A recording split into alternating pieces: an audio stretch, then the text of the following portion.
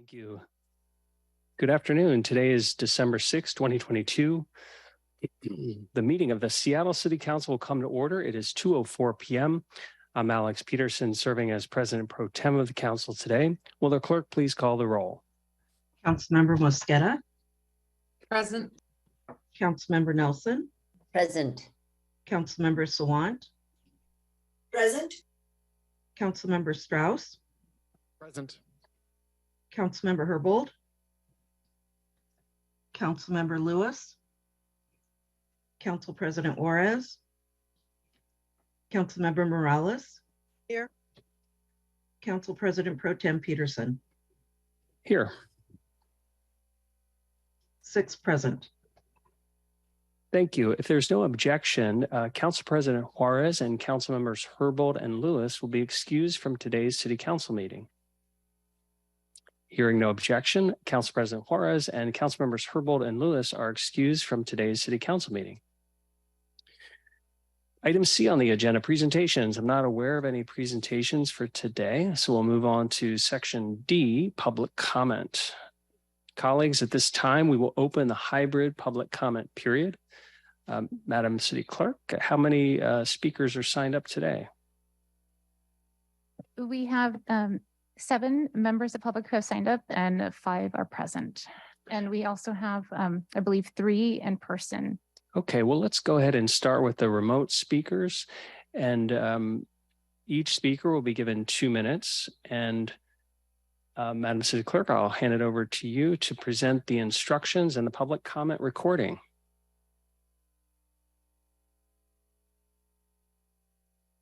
Hello, Seattle. We are the Emerald City, the city of flowers and the city of goodwill, built on indigenous land, the traditional territory of the Coast Salish peoples. The Seattle City Council welcomes remote public comment and is eager to hear from residents of our city. If you would like to be a speaker and provide a verbal public comment, you may register 2 hours prior to the meeting via the Seattle City Council website. Here's some information about the public comment proceedings. Speakers are called upon in the order in which they registered on the Council's website. Each speaker must call in from the phone number provided when they registered online and use the meeting ID and passcode that was emailed upon confirmation. If you did not receive an email confirmation, please check your spam or junk mail folders. A reminder, the speaker meeting ID is different from the general listen line meeting ID provided on the agenda. Once a speaker's name is called, the speaker's microphone will be unmuted and an automatic prompt will say, "The host would like you to unmute your microphone." That is your cue that it's your turn to speak. At that time, you must press *6. You will then hear a prompt of, "You are unmuted." Be sure your phone is unmuted on your end so that you will be heard.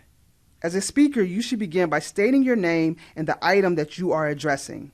A chime will sound when 10 seconds are left in your allotted time, as a gentle reminder to wrap up your public comments. At the end of the allotted time, your microphone will be muted and the next speaker registered will be called. Once speakers have completed providing public comment, please disconnect from the public comment line and join us by following the meeting via Seattle Channel broadcast or through the listening line option listed on the agenda. The Council reserves the right to eliminate public comment if the system is being abused, or if the process impedes the Council's ability to conduct its business on behalf of residents of the city. Any offensive language that is disruptive to these proceedings or that is not focused on an appropriate topic as specified in Council rules may lead to the speaker being muted by the presiding officer. Our hope is to provide an opportunity for productive discussions that will assist our orderly consideration of issues before the Council. The public comment period is now open, and we will begin with the first speaker on the list. Please remember to press *6 after you hear the prompt of, "You have been unmuted." Thank you, Seattle. Our first remote public commenter is Howard Gale. Good afternoon. Howard Gale with SeattleStop.org, commenting on our lack of police accountability and this council's failure to support the independence of the Seattle Human Rights Commission. Today, you will confirm a new member of the Seattle Human Rights Commission. When you confirm this person and thank them for their service, will you let them know that after this confirmation, they are on their own and abandoned? That this council will expect them to advocate for human rights, but leave them to be cowed and threatened when the rights they espouse are contrary to the agendas of the mayor, the city attorney, or the community police commission? Will you let them know that at times council members will actually participate in this bullying and threatening behavior or turn a blind eye? This council cannot pretend to support human rights while actively suppressing the expression of it. This council needs to hold open hearings as to what transpired over the course of 2022 when the city attorney and the mayor blocked the Seattle Human Rights Commission from taking meaningful action on police accountability, with the participation of this council in suppressing the voice of the Human Rights Commission. Human rights cannot be determined by this council. It is up to the Human Rights Commission to make those judgments and for the council to support their decisions. Any other situation renders a Human Rights Commission a meaningless fiction and window dressing. Thank you. Our next remote speaker is Megan Murphy.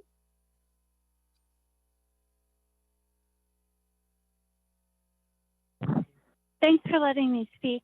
This is Megan Murphy. I wrote a letter to Teresa Mosqueda about 6 or 7 months ago, and she was supposed to get me in touch with Aretha Basu because I was at the Human Rights Commission meeting last week, and I was able to voice my extreme anger and annoyance because I'm being stalked pretty closely, and it's extremely uncomfortable. And it's by people with a lot of money and power who have not sat down at a table with me and went over the details face to face. It's like this weird mind game that's escalated in June. It's a horrible mind game. I go to the gym. I go to recovery meetings. It's very mean because I'm considered disabled from an anxiety disorder, and this method of communication by using third parties to follow me, to locate me, to try to make me think of these people.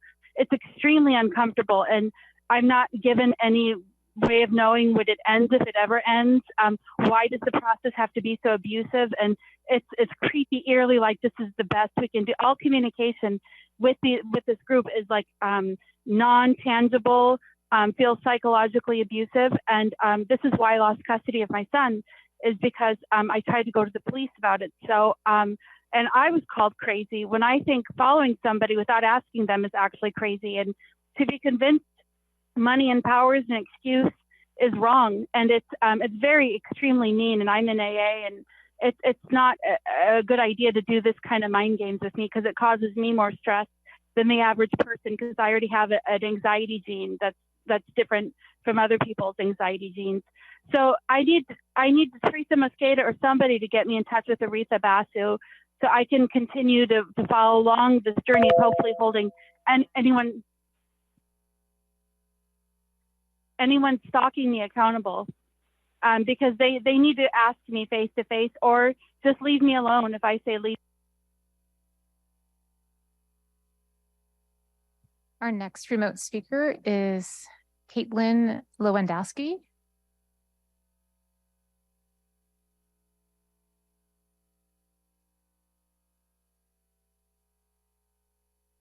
Excuse me, it's Catherine Lewandowski. If you can please, there we go.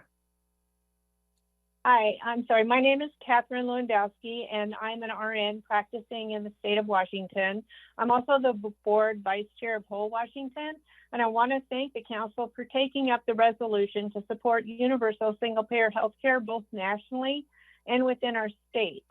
Universal health care, like the single-payer plan proposed in the Washington Health Trust, is much better able to meet the behavioral needs of people, which will help address our current mental health epidemic, both in Seattle and across the state.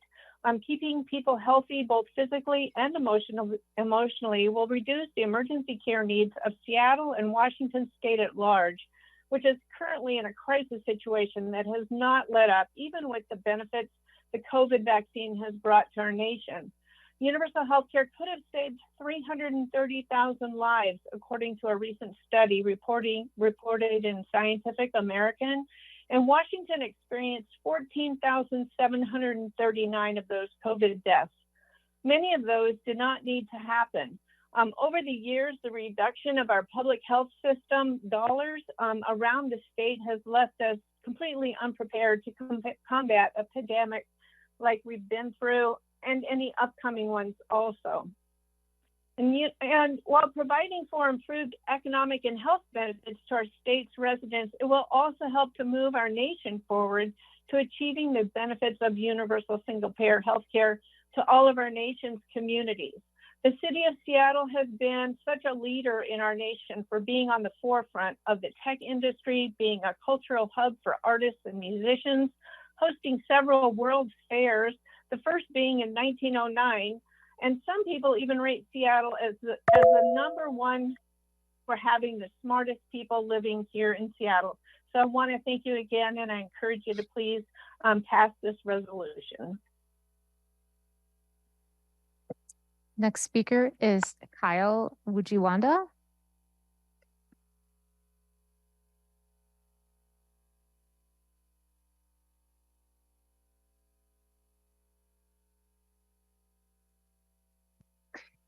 I'm going to try one more time.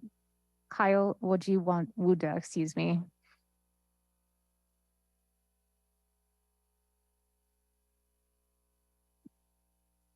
Kyle, if you can hear us, please press *6 and begin speaking.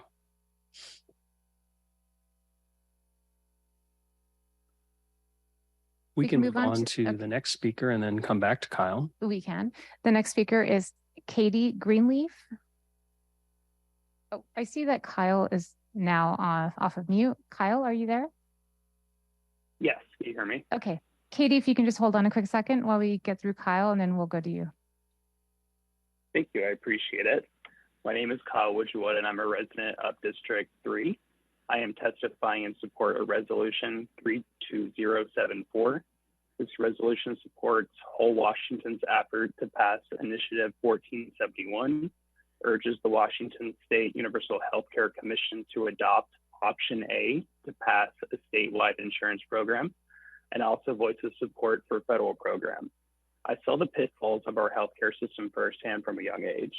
In 2013, my aunt lost her battle with cancer, and it resulted in my grandmother having to file bankruptcy due to the financial impacts of my aunt's battle with cancer. Historically, during presidential primaries, the concept of Medicare for all gained steam. It is extremely important that this issue is discussed and elevated outside of presidential primaries. This resolution supporting universal healthcare access puts both state and federal lawmakers on notice that solutions are available. I am requesting members of the Seattle City Council to vote in favor of this resolution supporting whole Washington State Universal Healthcare Initiative. Thank you for your time. Katie?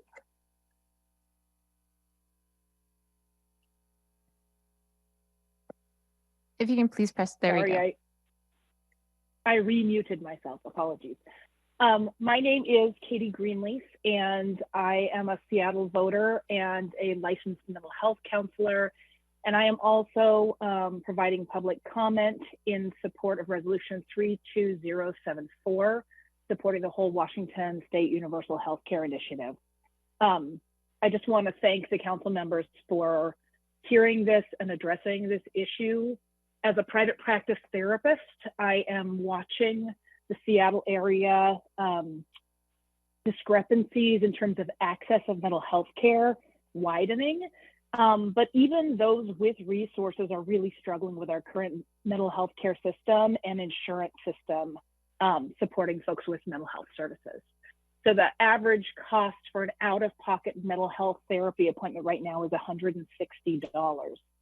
That's the average cost for a therapist here in the Seattle area, which when you consider most people require weekly mental health services for 3, 6 to 12 months, that's quite the expense. And a lot of people are finding that private practice therapists are not able to navigate the current insurance situation. There are so many different insurance plans. They all have different coverage. So it's really hard for folks to find a therapist that takes their insurance and has the specialty they need.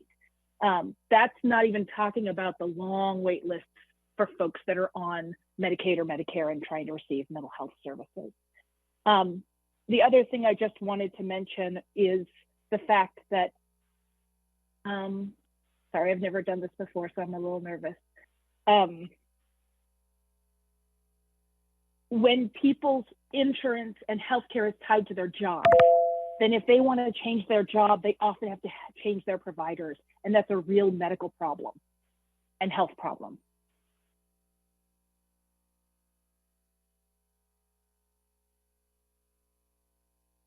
We will now move into in-person public comment, and our first speaker is Marguerite Richard.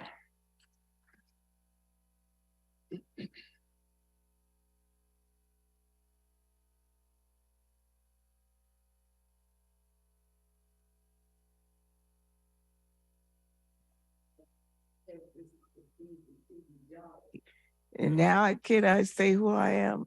I'm Marguerite Richard. Ho, ho, ho. Yeah, and a bottle of goodness. Thank goodness. That's what I'm doing right now. Because I put number 16 down, Human Rights Commission, because I think we're still being treated inhumane. And this woman that you're putting on there, she has a lot of history, but does she have a history for fighting for indigenous Black people? And if she is, like they said, shake a hand, make a friend, and show my face. I come up in here, that TV is dead over there. That TV up there is not showing me. But if I come from the mayor's office, I bet you'll be showing my face. And if that's not discrimination, what is it? What do you call it?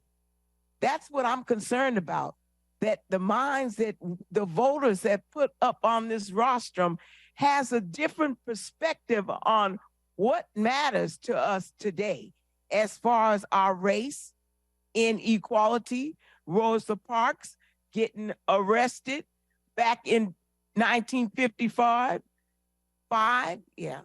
Then I come here and sit down on the first floor, loose here, devil.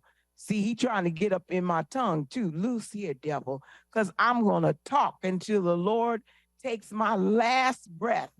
I'm going to speak. Just like over at King County, all that disruption with our free speech. Are you crazy? If you're crazy, go find somebody, like you say, putting all this money into mental health. You check in before I check in. Is that fair enough? If you check in first, before you ever tell me what. The next speaker is Alex Zimmerman.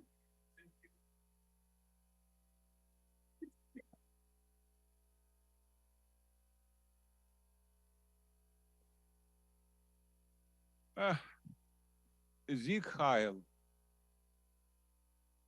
Heil, my cheap, dirty consul rats. Yeah, very aggressive rats. With Nazi Gestapo, democracy fascist. It's exactly who you are. My name is Alex Zimmerman, and I want to speak about agenda number 16, about people who you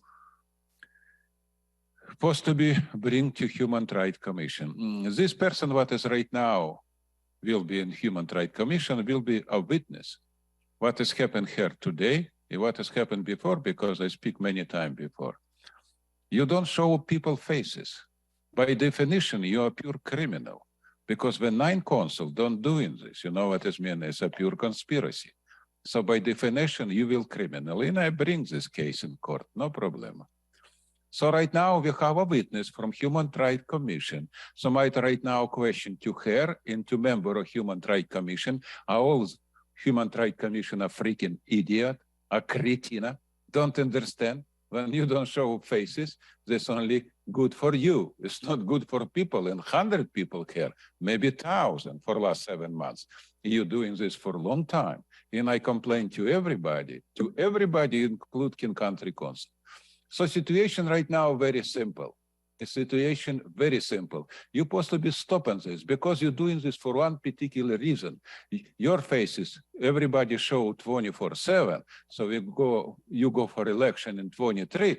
So nobody show faces people here. So possibility, so you will be elected, go probably by 100% or 100 times.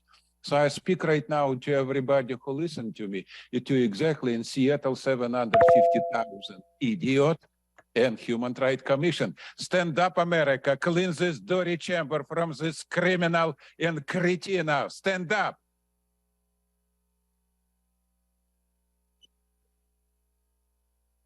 Our next speaker is Andre Stackhouse.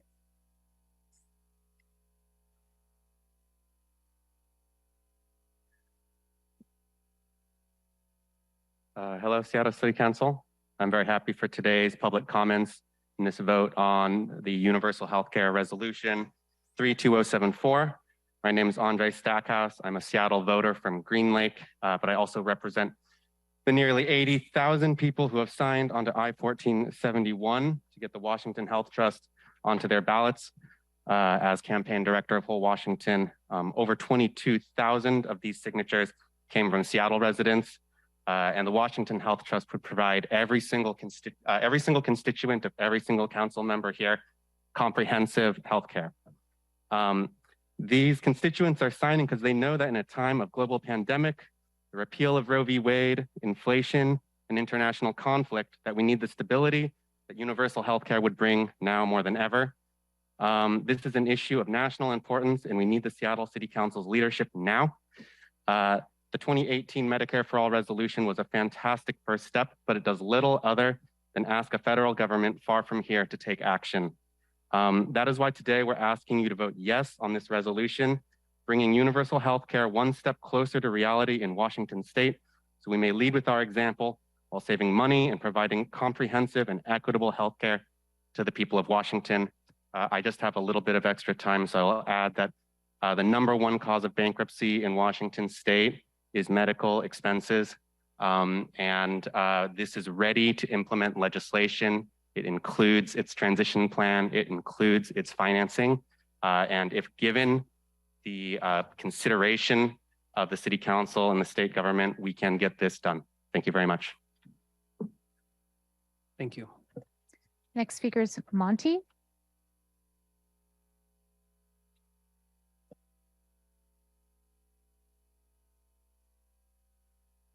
I'm here speaking on behalf of, or not speaking on behalf of Whole Washington or Aviation Solutions for 350. An issue I'd like to bring up is that we did try with our initiative 1471 to get endorsements from elected officials. What we've seen change over a short period of time, and we did get 5 endorsements, that what we've seen a change since some time back is that we've seen that in Washington state, we have airports that are flying over SeaTac that are causing what the UW has called ultra-fine particulate matter that is very toxic compared to your normal particulates, which are caused by trucks and cars and normal traffic. What we need, though, in this venture is that we have to be seeing to the fact that the people in the nearby areas to the airports are experiencing a longevity of 12 years less than the people who come from some of the districts that did not endorse this, from like Laurelhurst gets 84 to 85 years of longevity in their life.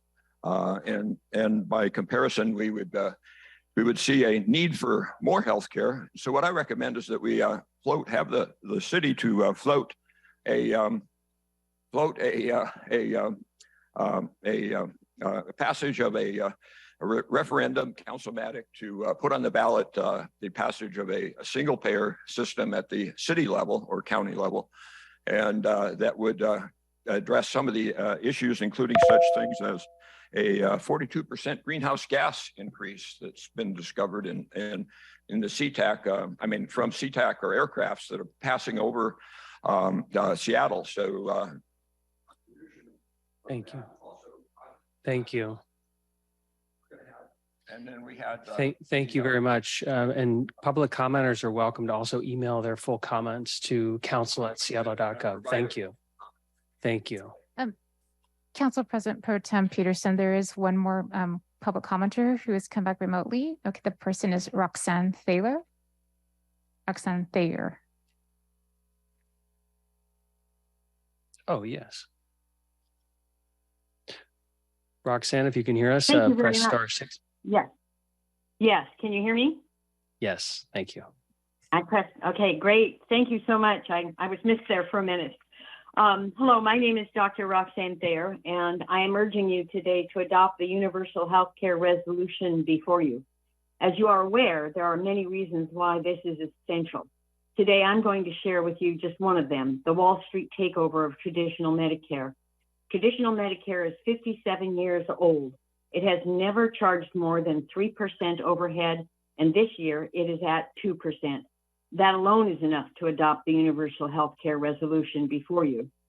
However, the incredible success of traditional Medicare is coming to an end. In 2019, Donald Trump started the complete privatization of Medicare. President Biden has not yet stopped it. Privatized Medicare, called ACO REACH, begins in selected corporate health settings, including the Seattle Polyclinic, in just a few weeks. It can charge up to 40% overhead.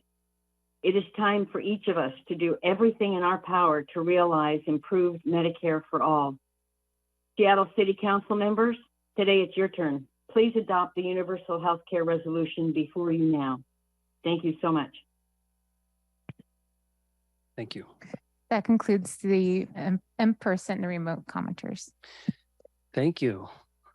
Thanks for everybody who commented. We have reached the end of the list of registered speakers. The public comment period is now closed. Colleagues, will now move on to item E of the agenda, which is adoption of the introduction and referral calendar.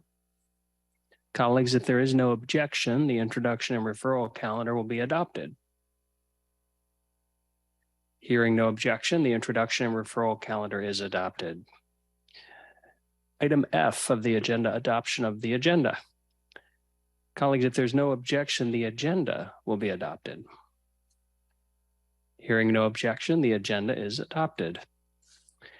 Item G, adoption of the consent calendar. We'll now consider the proposed consent calendar. Items on the consent calendar include the minutes of the November 29, 2022 meeting, payroll bill, Council Bill 120478, and the fourth quarter employment ordinance. Also on the consent calendar are the 19 amazing Get Engaged appointments, who we heard from yesterday at council briefing. Colleagues, are there any items you would like to remove from today's consent calendar? Okay, hearing none, I move to adopt the consent calendar. Is there a second? Second. Thank you. It's been moved and seconded to adopt the consent calendar. Will the clerk please call the roll on the adoption of the consent calendar? Councilmember Mosqueda. Aye. Councilmember Nelson. Aye. Councilmember Sawant. Yes. Councilmember Strauss. Yes. Councilmember Morales. Yes. Council President Pro Tem Peterson. Yes. 6 in favor, none opposed. Thank you. The consent calendar items are adopted. Will the clerk please affix my signature to the minutes and legislation on the consent calendar on my behalf? Okay, now to committee reports, and there is one item on the main agenda here. Will the clerk please read that item 1, into the record? Agenda item 1, resolution 32074, supporting the whole Washington State Universal Healthcare Initiative. Thank you. I move to adopt resolution 32074. Is there a second? Second.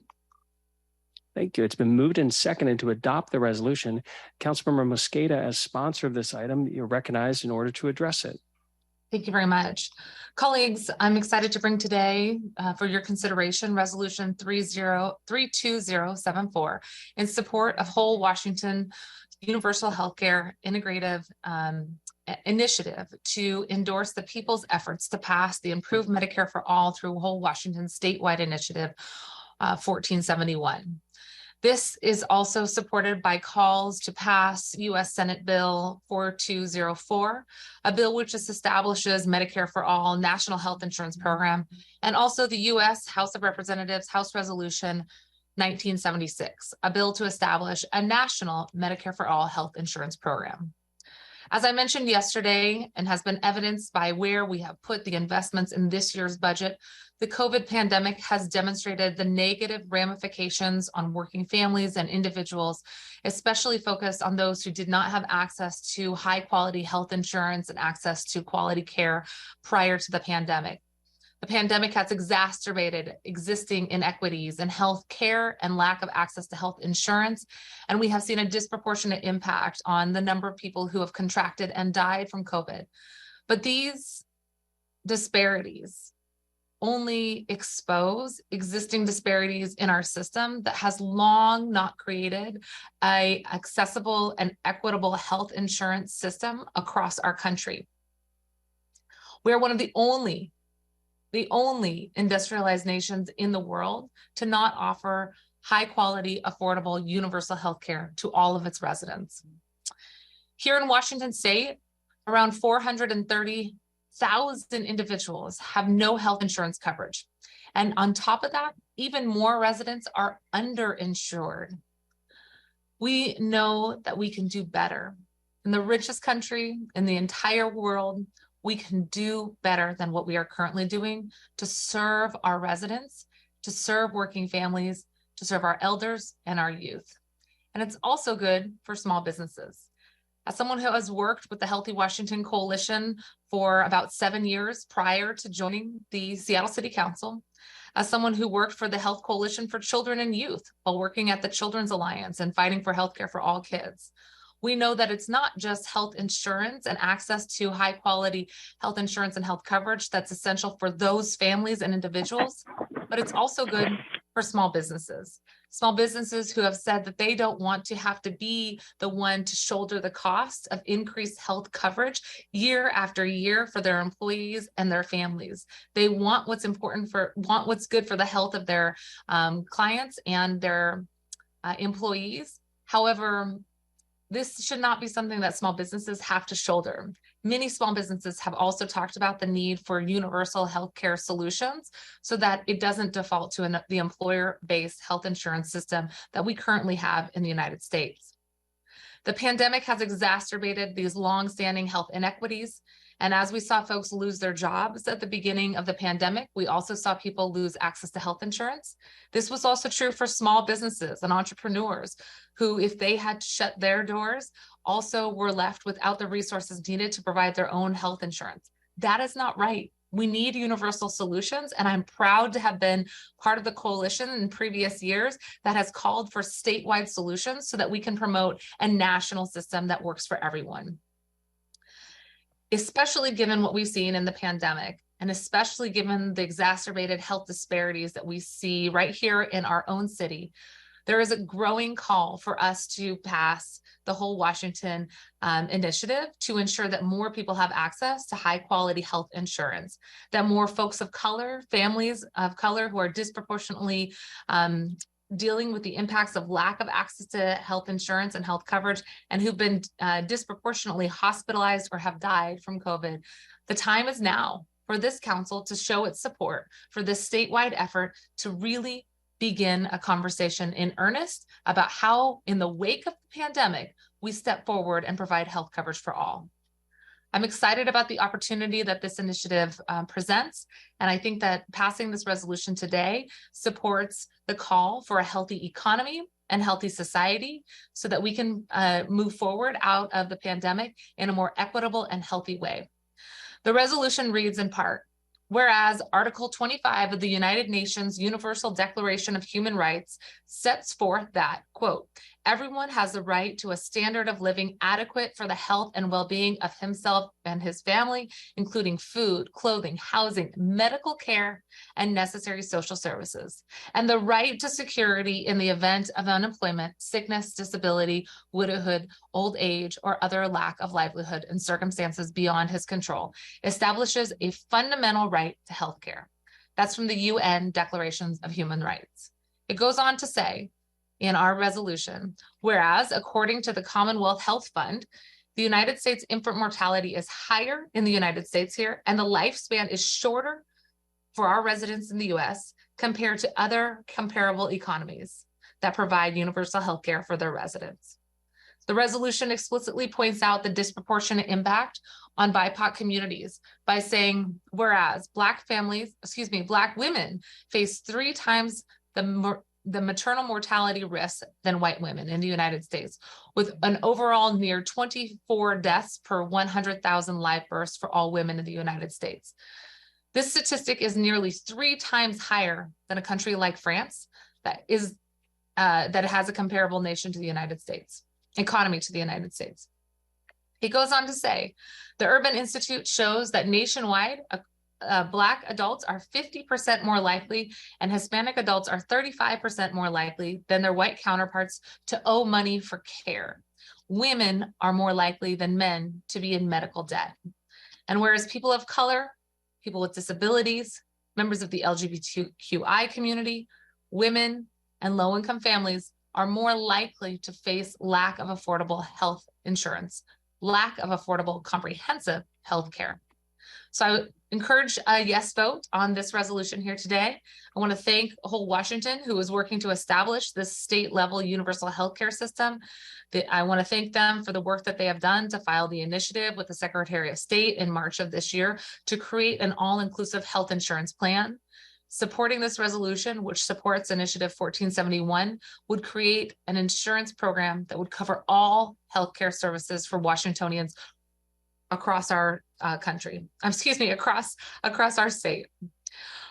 This resolution was brought to you from community. It was a request from advocates from the Washington State Democratic Central Committee, Healthcare is a Human Right Coalition, the Puget Sound Advocates for Retirement Action, Whole Washington, King County Women's Advisory Board, Washington State Federation of Democratic Women, the Women's Advisory Board to King County Council, and the 34th Legislative District Executive Board. Thank you very much for your consideration. Thank you, Councilmember. Colleagues, any additional comments? Okay. Yes. Well, Yes, please, go ahead. Councilmember Morales, please. I just want to thank all the advocates and Councilmember Mosqueda for bringing this. As somebody who actually signed this initiative, I'm excited about the opportunity for the state to really start moving in that direction so that we can provide access to healthcare for everyone, and so that it is done in a way that's equitable so people can take care of their families. And I think this is really important because we know, as callers mentioned, as folks here in chambers mentioned, medical debt is a huge problem in this country. So we need to make sure that people have access to adequate health care, to high quality health care, regardless of whether they can afford it and regardless of what zip code they live in. So I look forward to supporting the resolution. Thank you. Thank you. Colleagues, any other comments or questions? Okay. Councilmember Mosqueda, as the sponsor, did you want to finish it here? Okay, thank you very much. We'll go ahead and move to a vote then. Will the clerk please call the roll on the adoption of the resolution? Councilmember Mosqueda. Aye. Councilmember Nelson. Abstain. Councilmember Sawant. Yes. Councilmember Strauss. Yes. Councilmember Morales. Yes. Council President Pro Tem Peterson. Abstain. 4 in favor, 2 abstentions. The resolution is adopted and the chair will sign it. Will the clerk please affix my signature to the legislation on my behalf? Colleagues, next item on the agenda, item I, items removed from the consent calendar. There were no items removed from the consent calendar. Item J on the agenda, adoption of other resolutions. There are no other resolutions for introduction and adoption today. Item K, other business. Is there any other business to come before the council? All right. Colleagues, thank you. This concludes the items of business on today's agenda. Our next regularly scheduled city council meeting is on Tuesday, December 13 at 2 p.m. Hope you all have a wonderful afternoon. We are adjourned. Thank you. Recording